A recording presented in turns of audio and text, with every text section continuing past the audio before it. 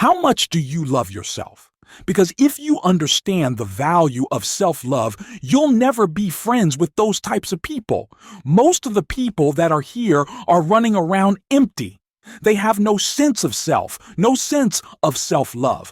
When I say self-love, it has nothing to do with celebrity money, materialistic things, and all of the things that your negative mind could probably go to has nothing to do with self-love, has nothing to do with looks, nothing to do with cars, and any of the superficial things that one would assume that can make you love yourself even more. It's a matter of knowing your value. It's a matter of you saying, I don't have to be around these people in these type of environments and situations in order for me to finally see the value in myself. I love me independent of you loving me. I believe in me. I know my self-worth. I am here. And I have a purpose. There is no value in having wisdom knowledge inside spirituality, love, every day. I am a work in progress, a person who can forgive nothing as a person is totally destroyed psychologically and emotionally. Forgive your parents, forgive any relationship that you ever had that didn't work out. Forgive everyone else in your life that has ever hurt you in any way. Forgive yourself. Forgiveness is giving up the hope that the past could be any different.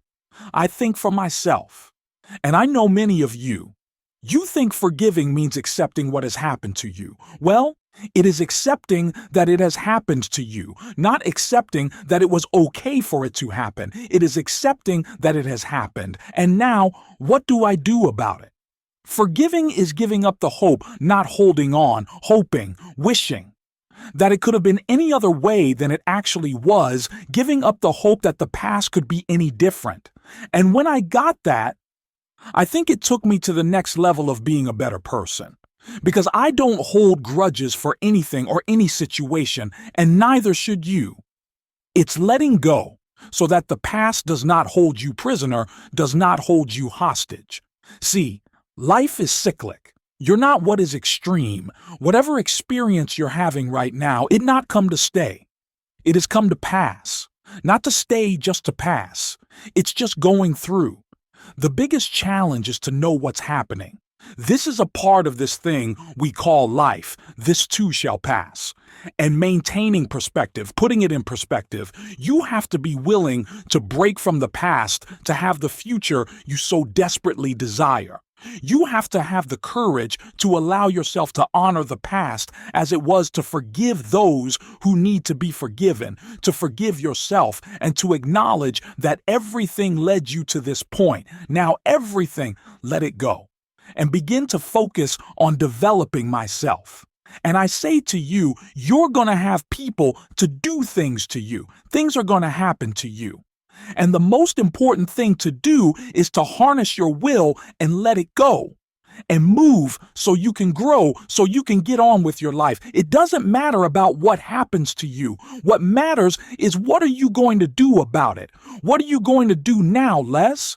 But if you want to begin to move into your own personal greatness, if you want to begin to really enjoy a happy, successful, healthy life, you've got to be willing to go against the tide. You've got to be willing to harness your will. So as you, in the process of reinventing your life, write a description of the kind of person that you want to be. What are the things that you must overcome? What qualities about your personality? You know that you're going to have to change because those particular characteristics are liabilities to you. What are you assets? What are your strong points? Look at and evaluating yourself to make that determination. We need some coaching. Find some trusted critics, people that you know care about you, love you, says something that keeps us from growing and getting out of ruts. We take it personal when someone wants to give us some feedback on where we are falling short and tell us about our blind spots. We want to have everything being positive about us. We're not perfect. It hurts.